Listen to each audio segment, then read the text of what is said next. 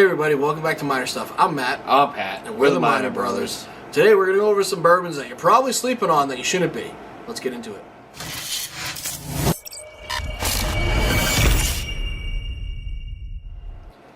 Alright, welcome back everybody. Before we get started, please subscribe to this channel, like this video, drop some comments down below. We're going to cover some bottles that you're sleeping on or something. I don't know, I still hate the title, but apparently you don't leave these ones on the shelves. I would have said it's a good sipper or something. Just go with it, Matt. Alright, so these are all bottles that often I feel like get overlooked because everybody else is looking for something else. And these are all great bottles that aren't expensive.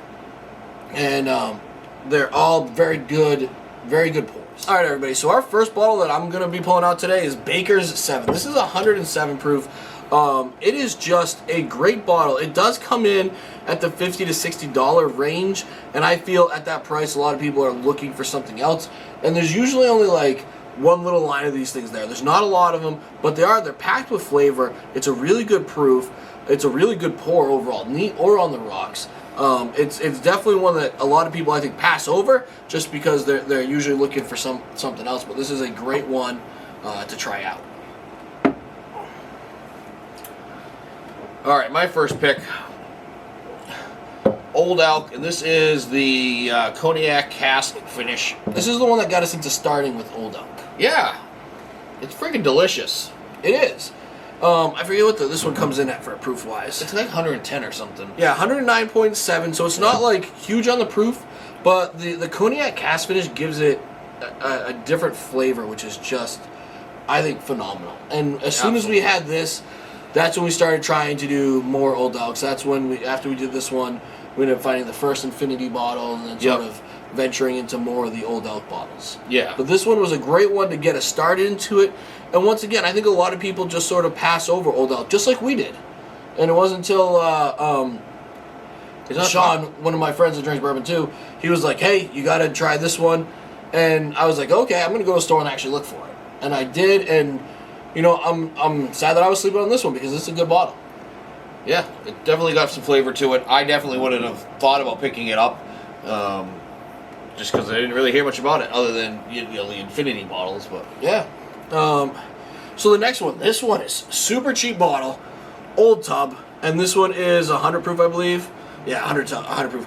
This one is just this is like your Wild Turkey 101 level type of thing. Mm-hmm. It is super cheap, like I said, $20-something, $20.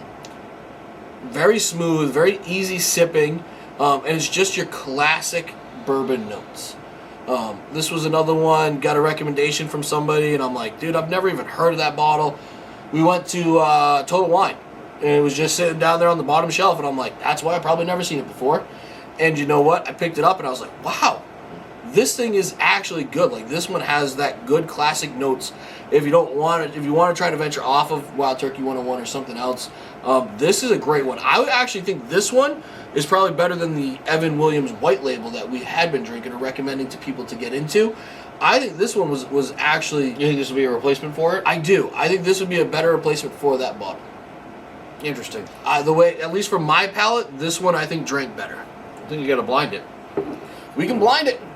I'm definitely game for drinking. All right. Blade and Bow. My pick.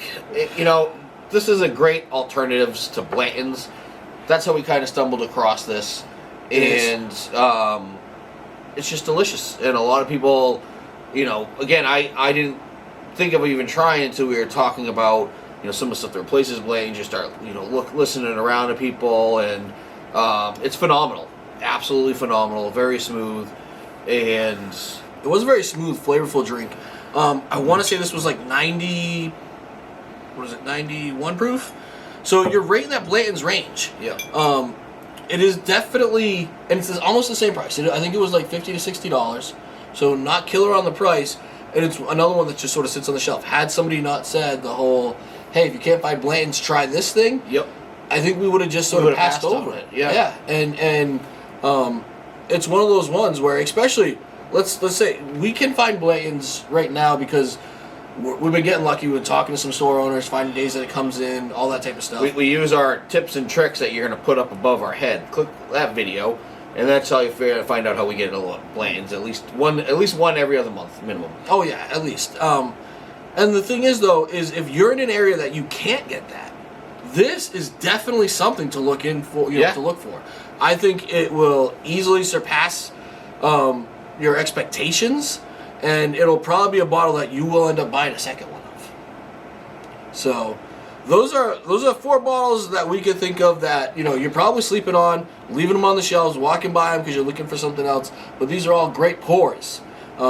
So we guys hope you like this. If there's anything that you guys think of that people are sleeping on, put it in the comments down below. We're definitely open to trying more bottles. Definitely.